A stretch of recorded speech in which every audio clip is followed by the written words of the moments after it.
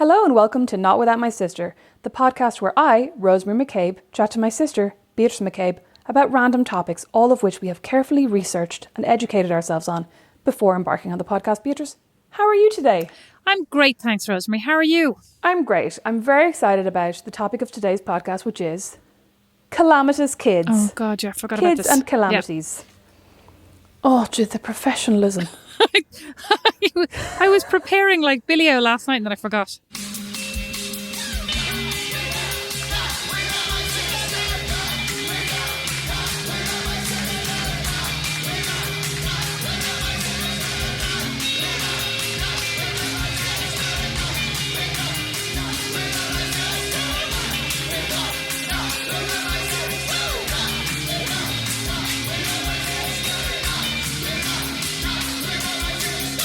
This was inspired by, finally the weather has turned in Indiana.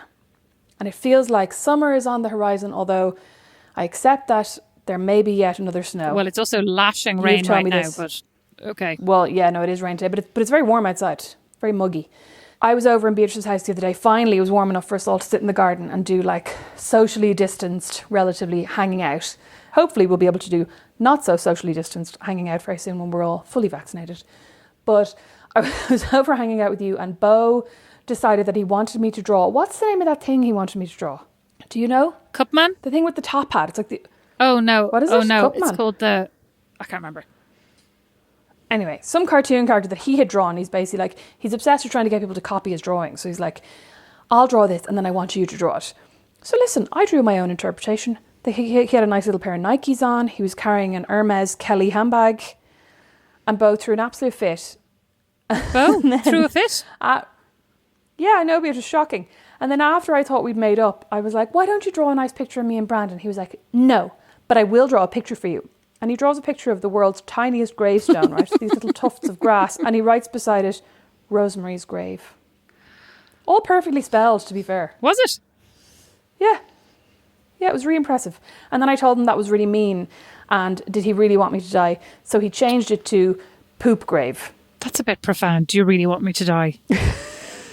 God. This is the same child, in fairness. This is the same child who had to be carried out of the Vera Bradley family Christmas party over Don's shoulder, like literally carried out over Don's shoulder. His face, an apoplectic shade of puce because he had, I think, missed out. Like he did win a raffle. He won a prize in the Santa raffle, but not quickly enough to scoop up whatever it was that he wanted from the gifts. You know, like it's almost worse. Like they have you go up to the table and choose your prize versus just like, oh, you won the jigsaw, you know? So you can see the person before you getting the thing that you want, basically. Yes. No excuse. Like he was 6 at the time, right? So he was he 6? Oh, he was 5 at the time. I think he was 5. Yeah, I think he was 5. But I mean, he was 5 and 11 months, right? Okay. And this was the second year in a row that he threw this fit. But this time Don was like, that's it. Yes. Oh, I didn't know he'd thrown this fit before. You've seen him when he doesn't get a present when it's not his birthday. He can't understand, like he has a total fit. Sorry, Beatrice, can I point out I saw him when he did get a present one day when it wasn't his birthday and it wasn't to his liking and he threw a fit. Oh, yeah. Yeah. Do you remember when poor Liam, our producer, sent him over a puppet? I didn't think you were going to mention that. Sorry, Liam. And I was like, look, Beau, this is a present for you from Liam. And I don't know what Beau thought it was going to be, like a bar of gold or something. But he opened it up and he was disgusted. Well, he has a very bad temper. Like, he's the sweetest of the sweet, but he's a very bad temper. He had a row there.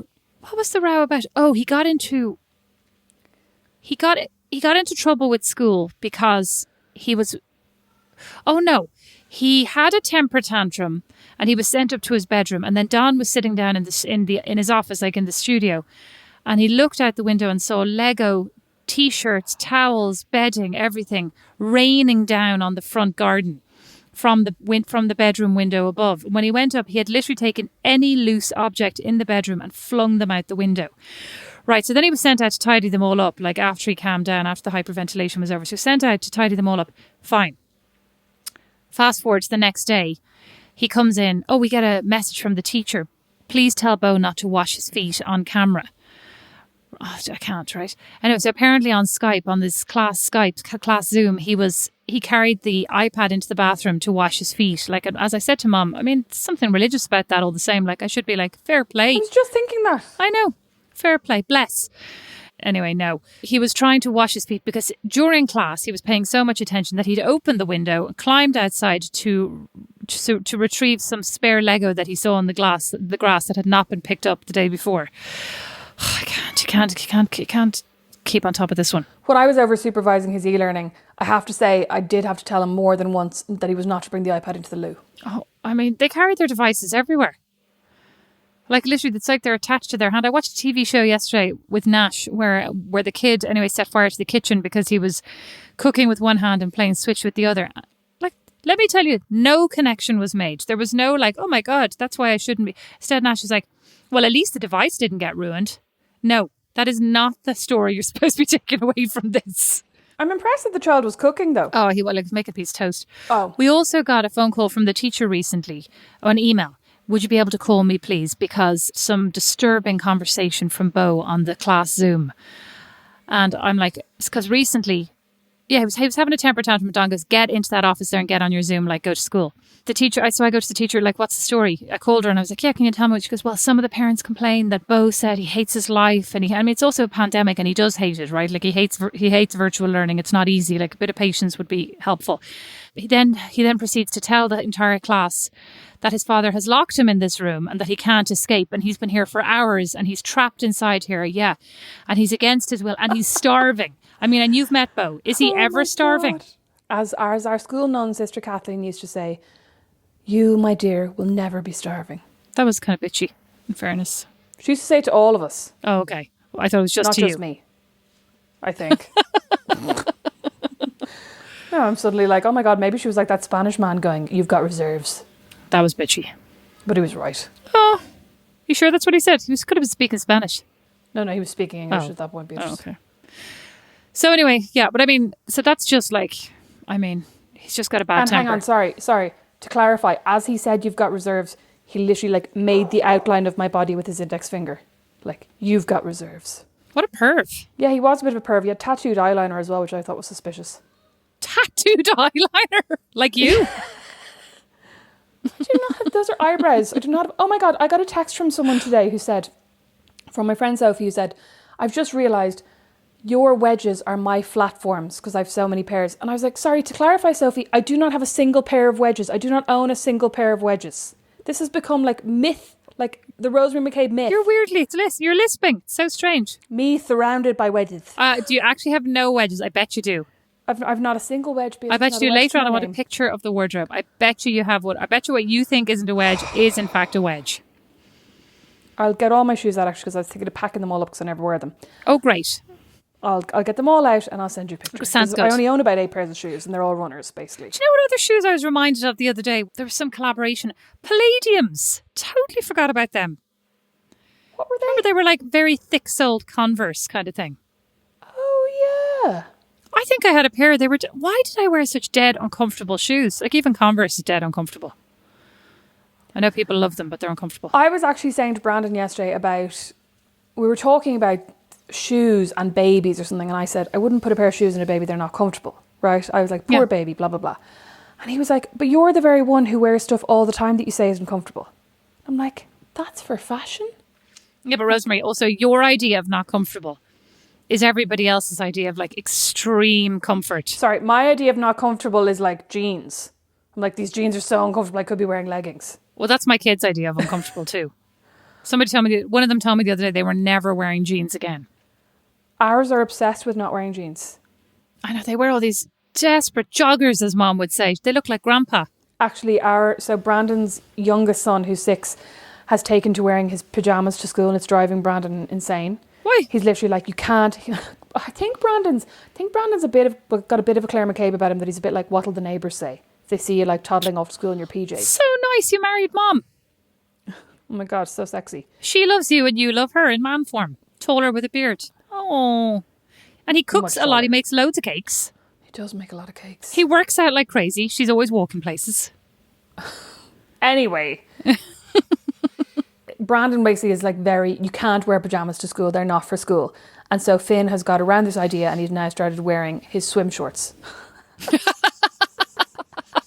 Since it got warm. So like yesterday, they sent us a picture of them at school. They went on some like nature trail and his teacher sent us a picture and he's wearing like a blue button-up shirt, like proper like dress shirt, and a pair of like Batman swimming shorts. Fair He looks play. hilarious. And Each to his then they own. all came back. And then they all came back from the nature walk and immediately fell asleep at their tables. There's pictures of all these kids with their heads on the tables, fast asleep. Oh, God, love them. I wish my kids would so ever go cute. to sleep. Oh my God. It's actually, Finn falls asleep a lot on his way, basically, when Brandon picks him up from his mom's and then brings him here. And I always feel so sorry for him. Brandon's like, well, we have to wake him up to have dinner. And I'm like, leave him. But there was one night that we left him and then he woke up the next morning about 5 a.m. It was a disaster. Do your kids ever do things that you think, and I mean, maybe this is just me, do your kids ever do things that you think like, are you a bit of a psycho? Do you know what I mean? No, I mean, I wouldn't say so. Yeah, absolutely all the time. 100%. Oh my God, like, sorry. Chance and the knife. Yeah, Chance and the knife. He was at the counter. What was he? He was waving this knife. What was this? He was waving this knife around. And I annoyed him. I can't remember what I said. Something probably like, sorry, you can't have a second bar of chocolate, right? You know, you can't have another bar of chocolate before your dinner, probably. And he goes, I'm going to cut Mom. And he's got this knife. And Don goes, what? He goes, you can't say that. You can't. What are you doing with that knife? He goes, put that down. Chance goes, I'm going to take this knife and I'm going to cut Mom until she's dead.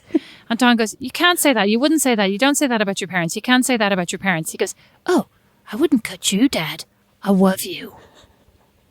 What? Didn't he say, no, he didn't say he was going to cut you until you were dead, just to make it like, that's slightly worse. What he said was, I'm going to cut you into little pieces. Oh, yeah, I think I'd be dead then. Yeah, I know. I mean, I don't know. I mean, I think it's definitely alarming. I mean, there've been a couple of like, more than anything else, there's a lot of like in my house right now, like, I wish I was dead. I hate my life. But like, I think it's from, I mean, I like to think it's from TV, but then sometimes I actually decided the baby was a simpleton the other day. I was like, why does the baby keep saying, you're nice, that's nice, mommy nice, baby nice? And I was like, this child, like, and then literally I'm sitting there later on and I turn around to him and go, Foxy, you're nice. I was like, I'm the Aegis. But like, since you're now, you know, since you get to be the like treat mom who is super unstrict and really nice, only joking, you're so strict. I couldn't believe it. You've gotten so strict since you moved in with Brandon. You were here the other day and I was literally like, what is going on?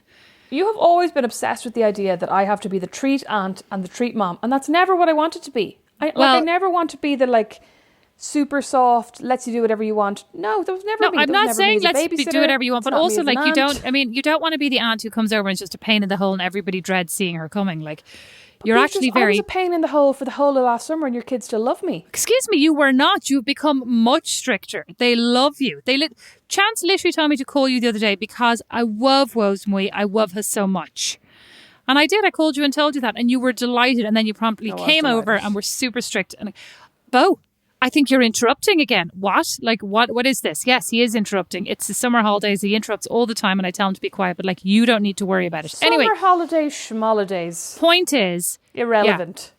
Yeah. Point is, you are a treat mom. So I'm sure they like don't ever threaten you, do they? I mean, I wouldn't say threaten. There was one time, so they basically insist on, I mean, I suppose this is correct, but they insist on leaving the bathroom door open when they're having a bath, right? Which I suppose is safe.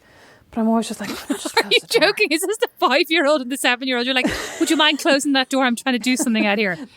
They're 6 and 8. I'm like, I don't want to hear you singing songs to yourself in the bath. But anyway, so the 8-year-old was having a bath. So when you walk by, you have this awkward moment where you like catch his eye. And I also don't want him to be like, can you come in and sing a song to me? Because I don't want to come in and sing a song. Sorry, awkward in what way, Rosemary? This is starting to sound creepy. No, just a moment where you're like smiling, like I acknowledge you, I can see you, but I'm not coming in to sing you a song, right? So you're trying to do the like smile. Oh my God. Treat mom my arse. I'm trying to do a smile like, I like you and I'm glad you're enjoying the bath, but I'm busy and I'm going this way. You know what I mean? It's like, I'm not coming in. So I'm like smiling at him and he's in the bathroom. He's listening to, he's obsessed with this music from Five Nights at Freddy's, which is like a cartoon strip and cartoon thing that he's never seen because it's like basically about these, I don't know, about these bunny teddies that go in and murder everyone or something? Yeah, I don't know. Between that and Cuphead and what's Bendy? Bendy's the one with blood everywhere. Bendy and the Ink Machine, yeah. There's something about, Bendy's a murderer as well. But I can't. Yeah, Five Nights at Freddy's is some story that starts with a murder, right? But he listens to all these songs on Spotify that are like inspired by Five Nights at Freddy's. So he's listening to one of these, he's singing along, and he's waving his little foam knife in the air, right? So he has this little, like, fake foam dagger. So as I'm walking by and I'm, like, smiling, like, hi, I see you, I'm not coming in by. He lifts up the knife and licks it from, like, handle to tip. But, like, while he wasn't doing a nice smile. He was doing a, like, evil glare, licking the knife from handle to tip. It was very disturbing. Like while making full-on eye contact with you? Yeah. Baby's hungry. They're always hungry. Oh God, they are always hungry. They're always hungry. They'll eat like a quarter of a burger. I know, they are always hungry. Don does very dramatic, right? He'll go in and start cooking, whatever, at like lunchtime, okay? And then he'll go, kitchen's closed, kitchen's closed. I'm like, kitchen's closed? Like, where are we? What is this? Are we in Avoca? No. But anyway, then this week I started, like, I'd go in and I'd start making breakfast. It would be bad to be in Avoca. I would love to be in Avoca. No, but that's what I mean. Like, who do you think you are? Are you the chef at Avoca? No, like, you're in your own kitchen. They're just asking for toast, right? But literally I'll go, anybody want anything? And they're all, of course, ignore me. Anybody want anything? No. So I make my own lunch. Then they see my lunch. Oh, can we have something? No, I'm like, no, I offered you something. And of course, like, as if you're going to be going like, no, I offered you something, starve, right? So I'm like, okay, what do you want? What can we have? I was like, okay, I shouldn't even have started that. These are the two options. I don't like that. And I go, okay, this is what I'm making. So I start making it. 15 minutes later, can I have something? You said you didn't want anything. I do now. I'm like, I can't cope with this. So, I mean, I literally found myself shouting out this morning, kitchen's closed, kitchen's closed. I was like, I've actually lost it. I said I would never be this parent. I'm going to start saying that because we like sit down for meals. They eat approximately 2 mouthfuls, pronounce they're absolutely stuffed, so full, can't eat anything else. Sit down on the couch, 2 minutes later, I'm hungry. Yeah, you should do that kitchen's full. You need to add that to your repertoire. You sound like you're too soft. Oh my God. I am too soft. I am going to add it to my repertoire. I am too soft. But sorry, speaking of soft, right? Or like the opposite of, speaking of basically being too strict. The other day I came out, and what was it? Brandon had made himself breakfast. And had taken their pillows away from them and was sitting on them while he ate his breakfast. No, Beatrice, he hasn't taken the pillows away in ages. The behaviour hasn't been that bad. That was only one time and I was so horrified. I was like, you literally cannot leave them in these like bare, like prison beds. Cots. And he was like, I told them. He was like, I told them they were taking their pillows away. I'm like, that's still weird. It's still a weird threat. Like, I'm trying to think like what I can ever. The thing is, like, the minute I take anything away from them, I then just regret because then they're focused on getting it back from me and complaining. So then I give it back. Yeah. You know, I'm like, you're not having this anymore. Why not? Can we have it? Can we have it? Oh my God, just take it and leave me alone. Like, actually go away. Excellent parenting, Beatrice. I know. Yeah, you're welcome. Anyway, so what was it one day that like Brandon was eating something, and I think it's actually always bacon, right? That's the only thing that he eats that they actually like. And they'll go over and they'll go, can we have some bacon? And he'll literally go, no, you had your breakfast. And he won't give them anything, Beatrice. You know, as we're having this conversation, I am wondering if maybe the pandemic has weakened me, because the other day we all got up and the boys went, Mom, can we have ice cream? Can we have ice cream for breakfast? And I went, no, you cannot, right? And then they went, can we have ice cream? Can we have ice cream? Can we have a bath? And then I just went, yeah, okay. And I gave them ice cream in the bath at about 9 a.m. For breakfast? Yeah. And like, I just didn't care. I was like, here you go. I mean, what's the harm really? I know. Well, I mean, except for now, they've been asking for it every single day since. But like, that's the harm. But I mean, that's not something I like to think of myself as like a pretty reasonable, you know, within the normal confines of parenting parent. But actually, when I listen to how strict you've become and think about this, I'm like, maybe I'm not. Maybe I'm like Mrs. Dippy. See, parent. I've actually been labouring under the illusion that I've been here like softening Brandon, you know what I mean? And like encouraging him to be less strict. But actually, maybe I haven't. No, I think he's been rigidifying you, Rosemary. Well, maybe we've both been. Maybe he's been getting a little bit softer and I've been getting a little bit tougher, and we're meeting in the middle. Okay. No, like there definitely are moments. The other day he was offering to make them dinner, right? He does this really stupid thing where he goes, what would you like for dinner? Which I massively object to. I'm literally like, you just cook something and you go, here's your dinner. Mm-hmm. Do you know what I mean? And like, not something they don't like, but like you make something, you know, that, or like sometimes it's not their favourite thing, but something you know they'll eat. And you give it to them and you go, here's your dinner. Mom used to make liver. I used to eat it. What was her magic? Like, I make something that the kids don't like and they don't eat it. Like, they just sit there and they're like, we're not eating this. Yeah. Oh, the other day, Bo started feeding the dog. He was putting it onto his fork and then, like, putting it down the side of the table. It was incredibly sly. I only caught him at the end and I had to punish him. I did punish him. What was it? What do you mean? What was he feeding the dog? Spaghetti bolognese. It was delicious. Because I had to punish him because he made a massive mess. There was then tomato sauce and bolognese over everything, including his clothes, the chairs. Spaghetti bolognese. I know, heaven. Of all the waste. I thought you were going to say it was like the Easter lamb, which I wasn't really expecting him to be loving. No, of course they didn't eat that. The Easter lamb was heavenly. The Ottolenghi Easter lamb with pistachio and figs, I have to say, looked incredibly unattractive, but was absolutely delicious. And I froze the end of it because you know who's going to appreciate that? Father McCabe, when he gets over here. I thought you were going to say me. But anyway, the other day, so like Brandon's offering them like the pick of the a la carte menu, right? What would you like for dinner? And the two of them are shouting out things that we don't have. And then eventually he's like, no, you can have like mac and cheese, or you can have this, or you can have that. And I went, Brandon, why don't you just give them the Eggos? They're currently obsessed with Eggos. I was like, why don't you just give them Eggo waffles? They love breakfast for dinner. And he goes, or you could have Eggos. And then of course they were delighted. And I was delighted myself because I was like, I'm such a good influence. I love Eggo waffles. Do you? Yeah, the whole wheat ones. Love them with peanut butter in the morning. Delish. I don't think I've even tried one. They don't look nice. What was that TV show where she was obsessed with Eggos? Oh, Stranger Things. Stranger Things. Yeah. That's like me. These guys are obsessed with Eggos as well. I'm like Millie Bobby Brown, but I would never, ever, ever entertain Shave your head? Drake. Oh, good point. God Millie bless her. Bobby Brown, let me tell you, is not great in Kong versus Godzilla. But then again, I don't think anybody's great in Kong versus Godzilla, so it's not her fault. Oh, was it good?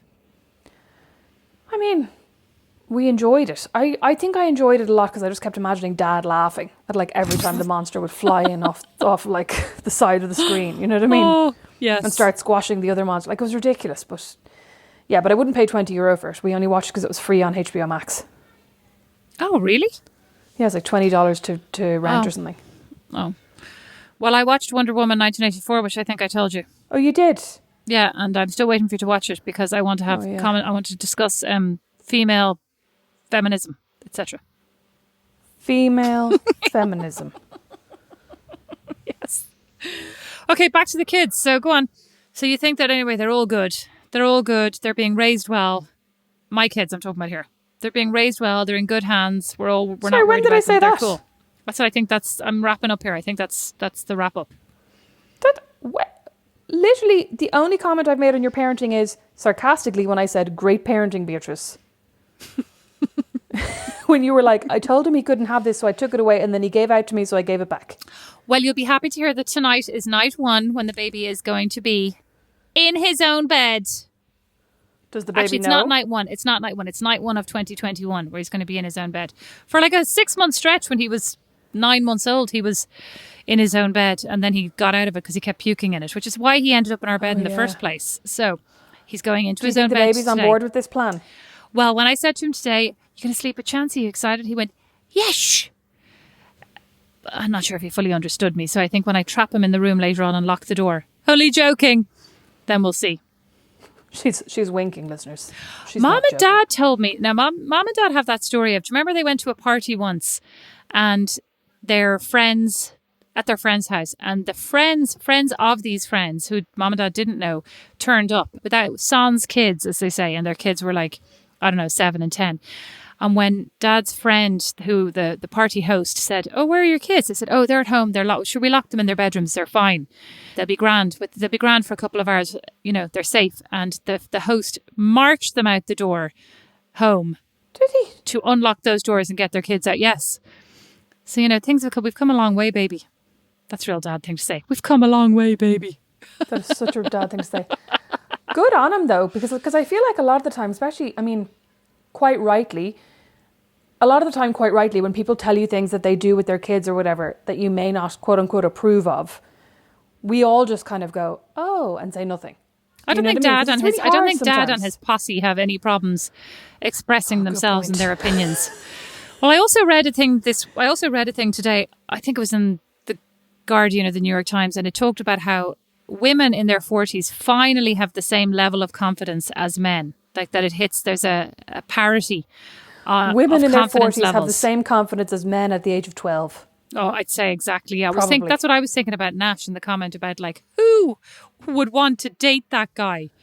And I hadn't even gotten to the bit. I hadn't even gotten to the bit that I won't spoil, but I was shocked at that part where I was like, oh my God, I can't believe I wanted these guys to get together. And I still kind of do. What's wrong with me? Your mind is warped from all those years of reading Mills and Boon. I think I've just become very, very shallow. I'm like, he's kind of cute. You know? He obviously has... Money. I know, I was about to say, he's an entrepreneur. He's got some mad skills with a Z. You know, and I'm very into convincing.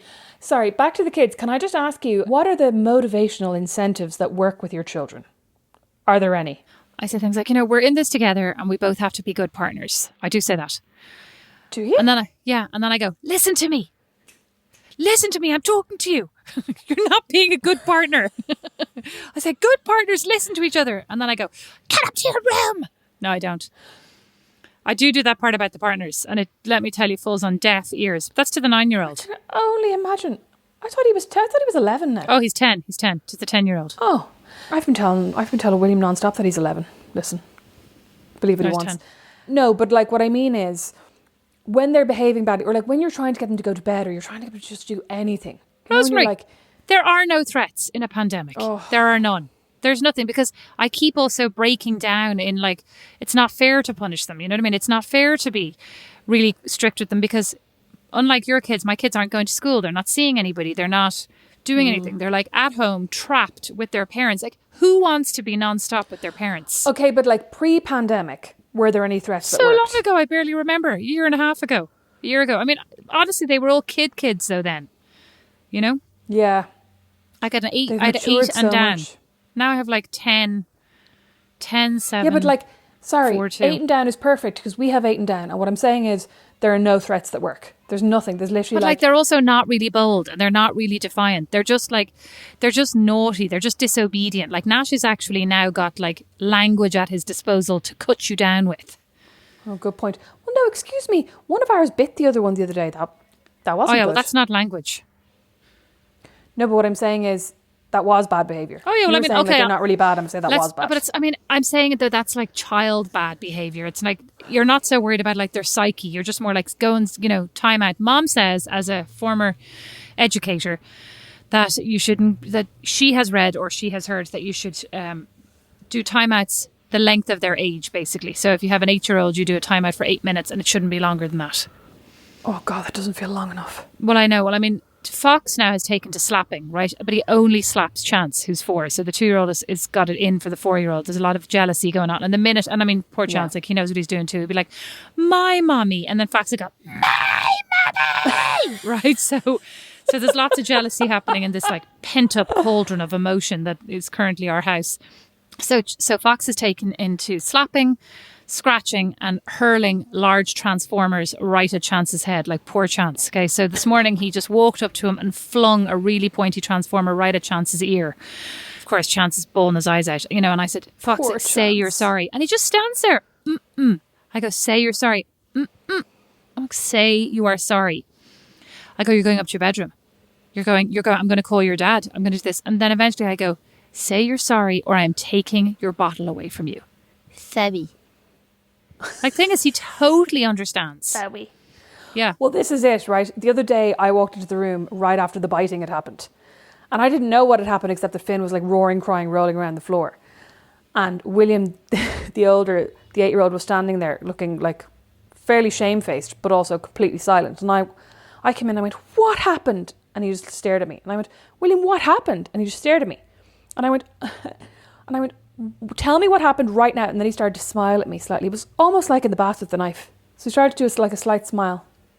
And I'm like, what? And like I'm getting in a rage then. I'm like, I need to not get in a rage because then you're losing. Right, so I'm like, tell me what happened right now or that's it. There are no computer games for the rest of the weekend because they're obsessed with playing Among Us. So I thought this would work. He's still absolutely silent. So then I had to pick Finn up and go, tell me what happened. He's like, he bit me. Yeah, but the other thing is, you have to also be very careful with your threats because sometimes, like most of the time, the only person you're punishing is yourself. Oh my God, I suffered. Oh, how I suffered. Then, not a game. And they're like, we're bored. Will you play with us? We've nothing to do. And I felt like going to turn on the Xbox, but then I was like stubborn, so I wouldn't. You're right, though. It is. And I mean, but the thing is, it's this fine line because you're trying not to get annoyed, right? Like not actually be annoyed, but you also want to look annoyed so they understand, And that's just also boring as well. Like sometimes I just feel like going, so do boring. whatever, like hit each other, eat whatever you want, drink the Coke. I could care less. Do you know, Hit like, just each other, leave drink me the alone. Coke. Yeah, just leave me. Do the Coke. Just leave me alone. Oh my God, what was I telling Brandon the other day about the baby? We were talking about the baby. Oh yeah, we were talking about the baby and sugar, right? And I was saying that, like, from everything I've read, you're not supposed to give kids sugar. Now, now that I've basically, that I'm living the trauma of, like, trying to get kids to do or not do things, I'm like, I'm not sure that I actually am cut out to keep my child off sugar for 2 years. But anyway, that's another thing. We'll see. And then Brandon was like, oh, like, a bit of sugar is fine. Like, you're telling me when it's, you know, the baby's first birthday that you're not going to let him have any cake. And I'm like, but he's not even going to know what cake is. And he's not going to care. We can give him some raspberries. Can't you make no sugar cake? A watermelon cake. Yeah, a watermelon cake. Brandon. But also, I mean, may I ask, do you plan to cut out sugar? No, but it's because the baby's liver can't process sugar before the age of 1. Yeah, but do you plan to cut out sugar? Because otherwise it's going to be very hard for you to... I love the way your nostrils are actually flaring. It's going to be very hard. Like, you're going to be making food. Well, I don't really eat that much sugar, Beatrice. I only eat fried foods. I haven't bought Talenti in weeks. It's impossible to not eat sugar with American food. Bread is full of sugar. Anyway, I only eat ice cream now after the kids are gone to bed. I do wonder sometimes, do you think our parents used to stay up and, like, eat nice things after we'd gone to bed? No, I'm like, they did. no, they didn't. No, they absolutely didn't, because mom is all about sharing everything you have with your children. And why would you... She is, actually. I was about to say, why would you be eating... Why wouldn't you give them some of this ice cream? Why are you eating it at night and not sharing it with them? What is this? Oh, well, to be fair, they sometimes have, like, they have ice cream after dinner, they have dessert after dinner. But then, like, they might have already had dessert, and then if they see you have an ice cream, they're like, we want ice cream as well, even though they already had, like, an ice pop or some chocolate. No, it sounds like me think the lady does protest too much. But also, anyway, this is Claire McCabe. Don always gives out. Don, well, he doesn't give out, Mum, but Don always comments that only in the McCabe household. And I actually wondered if this is true. Like, do most people have their dinner and then a pause and then their dessert? Because mom cannot spoon up the dessert quickly enough once you have not even digested, once you have, like, finished your last spoonful of main course. Mom is there with the bowl of dessert right in front of your face. Beatrice, from my experience of going to friends' houses, and I don't mean this in any critical way, we had dessert 4 nights a week more than any other family. Like, mom loves baking dessert. Okay, no, I'm going to channel mom right now. Absolutely not. Philip, how often did we have dessert? Once a week at the weekend on a Sunday, and maybe during the week, and the rest of the time it was yogurt, fruit. And I can't help it if Rosemary wanted to do different dessert and would eat different things. I would offer fruit and yogurt. I'm just telling you, that's the conversation she's going to have right now. She's going to press pause if she can get it with her phone. If she can figure it out, she's going to press pause and she's going to have that conversation with Dad. But anyway, sorry, the conversation about sugar and the baby, right? So I was like, we're having this stupid conversation. And then I said, but, like, you're totally anti... Oh, no. He said something like, oh, but you should see... He was like, it's so cute when you see babies eating ice cream for the first time. He's like, they're so cute. They love it so much. And I said, oh, yeah. And I said, and I do remember going to Joseph Duquy, that cafe one time when Fox was like a baby, and him suddenly picking up a can of Coke and us all going, ha, watching him, like, slug this Coke into his head. Rosemary. Brandon suddenly... That Diet Coke, Rosemary, there was no sugar. My children didn't have sugar till they were 2. I wish. My eyes could roll further back. Anyway, at this point, Brandon all of a sudden, who's like laughing, going, oh, babies are cute. His face goes stony. And he goes, oh no, not pap. Pap? What about Diet Pap? There's no sugar in Diet Pap. No, Beatrice, it's all terrible. Aspartame, terrible. Pap. He's like, pap has been proven to be bad for all. Pap, no pap. He doesn't like it. You know what? His kids have pap. I'm sure William's 8, he's practically driving. I know he doesn't. But you know what? Each to their own. I mean, I can't go on. No, but that's it. I'm just like, he was so lax about the sugar and so strict about the pap. I will not be judged by a man who feeds his children regular amounts of hamburger helper. Okay? You're welcome. Excuse me. He doesn't feed them hamburger helper that often. And actually, one day last week, we all had hamburger helper, and it was slightly revolting, but it was grand. Did you eat it? Yeah, I did, Beatrice. Oh, Rosemary, it is a slippery slope. It was a slippery slope down my throat for that hamburger helper. Oh, Rosemary, that's revolting. Not that nice. I know. No, but he wasn't judging you. Like, he was more saying, like, oh no, like, I totally, like, kids. Well, you know what? Don't worry about it, because I'm judging you right now, Rosemary. Get your food snobism back in order. Listen, Beatrice, the baby wants what the baby wants. The baby wants some hamburger helper. Oh, explain what hamburger helper is for anybody who doesn't know. Sorry.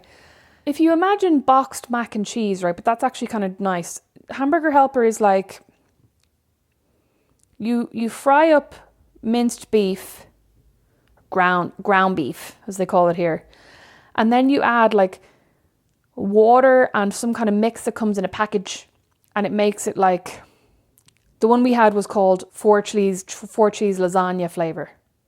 It was weird, and actually the pasta in it was like these little flat rectangles of pasta, which was kind of gross as well. But yeah, so it's like a mix that's kind of meant to make it taste like, it's meant to make it taste like bolognese with cheese, which is weird because bolognese with cheese is actually pretty easy to make. So I don't know why you'd bother doing hamburger helper instead of just making but that's bolognese. what I think. You Like know what I mac mean? and cheese is easy to make, right? Yeah, except because I made mac and cheese last week, and I made it about 2 weeks ago, and it's just not as nice as Mom's, and I don't know what I'm doing wrong. Maybe not enough salt. It just tastes a bit bland. Probably not enough butter. How much butter did you put in it? Don't know. I just read, I sent Dad a great link to croissant making. I don't know where it was from. And it said, you have to use the best butter possible. And it said, we use Kerrygold. And I thought to myself, so do we. Good stuff. That is the best. Oh my God, sorry. Speaking of Kerrygold, did I tell you, Brandon made me 2 slices. I think that's the first time he's ever made me toast yesterday, when I was like, oh, please make me some toast and tea. I feel sick. Made me 2 slices of toast. And he, honestly, I'd say, Beatrice, if a quarter of the toast was buttered, I was lucky. Oh, rosemary. There was a severe whack of Claire McCabe. Oh, I was about to say, Claire McCabe obviously did some tutorials via Zoom. But it's along the lines of like, it's the butter just touches the top tips of the toast, right? And then she pours out what Dawn likes to refer to as her thimbleful of Baileys at Christmas. She'll go, Dawn, would you like a Baileys? And he'll go, oh yeah, I'd love a Baileys, thanks Claire. And she literally will pour, like, she'll tip it. And just when the drink starts to pour out, she'll be like, oh, that's enough. Dawn used to be like, oh, that thimbleful was delicious. She gets so annoyed. I did not give him a thimbleful. I gave him a normal helping of Baileys. To be fair now, there is definitely a happy medium between Don's idea of a single pour and Mom's idea of a single pour. You are such a turncoat. Why do you always have to? You make fun of Mom and then you defend her. You know what? You're worse. This is what Mom does. This is literally what Mom does. Your father is so annoying. Your father never helps. Dad, you need to help. Dad, listen, leave your father alone. We have a great relationship. I can't. They do have a great relationship. They do have a great relationship. What do you think? What do you think they did to parent us that made us so well behaved compared to what we're doing now with our ill-behaved children? Well, Mom ignored me. She made me feel incredibly insecure and unloved because of the attention she lavished on you. And then Dad terrified me with his strictness. So I think that was the secret. Can you please just clarify to the deprivation. listeners that Mom did not ignore you and make you feel unloved? You absolutely not. Mom's going to be crying now. She'll be pausing. She's not. Mom does not have any insecurity. She'll be pausing it to have a cry. She will not. She'll be crying with laughter. She'll be like, oh, this one.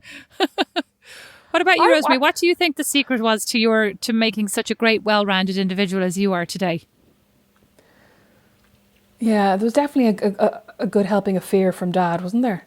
There was, but Dad only really got involved when it was like, when he could hear Mom getting nowhere, and then he'd be like, that's enough. And I'd be like, oh. Yeah, but I also think Dad just like, he always left you striving for more, right? You'd get like 93 on the exam, well, and you'd bring it home proud as punch. Well, I mean, what happened the other 7? He did love to say that. Yeah, he did love it. So it's like I always felt like I was scraping. I was just pleading for approval. Honestly, make it sound like, I mean, I don't know why I've been in therapy for all these years. You obviously need to go and speak to a therapist about your absolute inferiority complex. What? You feel incredibly inferior to Dad. To Dad? Yes. That's funny. All right, what are your top tips then for whipping these kids into shape?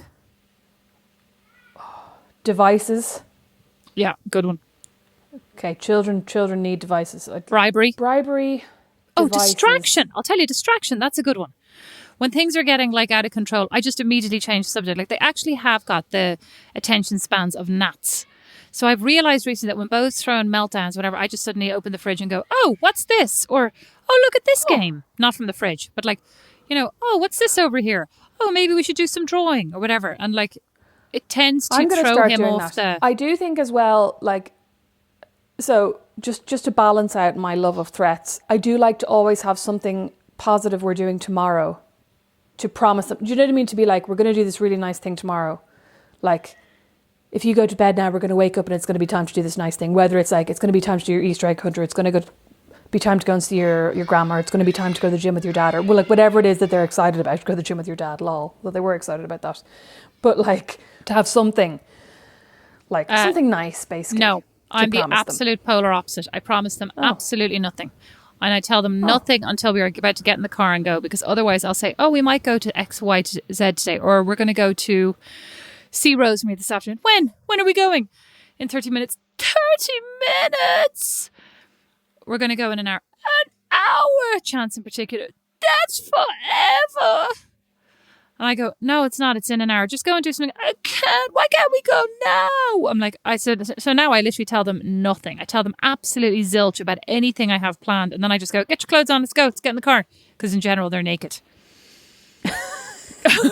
Have you broken it to your kids yet that they're never going to see my house again? No, they don't care about your house. They just care about you. Oh they care about you in the house. Last year. No, they weren't. They care about the toys in the house. Yeah, and they'll still be there. Half of which used to belong to them. They just don't realise it. I know. Yeah, I love the fact they're like, wow, we have this too. And it's so much cooler over here. Idiots. Yeah, you're like, not anymore, you don't. Idiots. All right. Well, yeah, so clearly we're open to parenting advice. Yeah, actually, that's what I was going to say. Who has some great parenting advice for us? Who has some great, like, bribery or like, good, decent threats that work? Yeah, that aren't like illegal or like violent. Oh yeah, of course not. Or mean, like, or not, not super mean. Maybe like relative. Yeah, like too mean. We're not talking about like we're taking your pillows away levels of mean. That's Brandon's idea. Yeah, that's not okay. That's too far for us. Yeah, that's a step too far. But like mild threats. Yeah. He only did that one time, just to defend him once again. Well, one time that I know of. I was about to say that. I wasn't here for all the other times. Okay, well, I'm really glad. I hope that we managed to help somebody out there that was really useful examples, well researched, exactly, success stories from our lives. Child psychologist Anne Monroe actually recommends that when you have children who act, that's the kind of shit that we should be doing on our podcast. Oh yeah. Maybe next time. I did listen to an interesting podcast though. I think what was it called? Brainworks or something. Anyway, and it was a 15-minute, it was a mini-sode, and it was very interesting. It was an Irish podcast, and she was talking about how like the teenage brain and the young brain is still like developing and cannot actually comprehend, like it cannot, it was really interesting. We should link to it, but it talked about like how they can't, like genuinely cannot even put together the concept of like outcomes or repercussions or ramifications. They cannot connect what they're doing now with what might happen as a result tomorrow. of this. Yeah, no, with what might happen as a result of the choices that they're making. It's called Superbrain. Superbrain, that's it, yeah. Yes, by Sabina, whose surname I don't know. And we'll find the actual episode, which I thought was very interesting. Some of the episodes are really good, I thought. But that one was really interesting, and I tried to get Nash to listen to it, but he had no interest, and then I also think he couldn't apply it to himself. But like when I heard her talking about that though, I could relate it to his behavior. And it actually helped me understand that there's no point in saying like, you made that choice, because I say you've 2 hours of video games on a Saturday, right?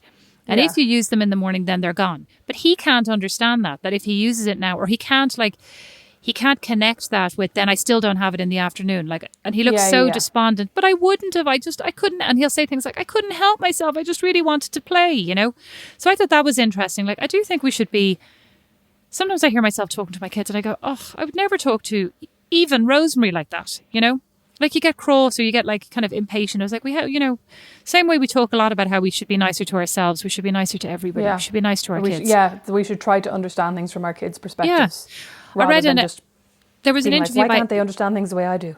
Maybe it was in the Irish Times, but Emma Donoghue, who wrote the book Room, was talking about how she has just gone like totally laissez-faire during this pandemic. And she was like, we haven't had a single row since last March. I was like, oh my God, I'm not doing as good a job as I thought.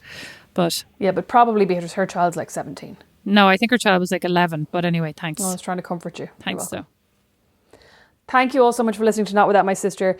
You can get us on Instagram at Not Without My Sister, and individually at Beatrice McCabe and at Rosemary McCabe. Our website is notwithoutmysis.com, and our email address, if you'd like to get in touch, is notwithoutmysis@gmail.com. We'll be back on Friday with a mini-sode of well-researched and thought-out things. Thanks for listening. Not Without My Sister is produced by Liam Garrity, sound and original music by Don Kirkland, and our original illustration is by Lindsay Nielsen. Not Without My Sister is a member of The Warren. As is our podcast, The Critter Shed. For more great podcasts, hop along to thewarren.ie.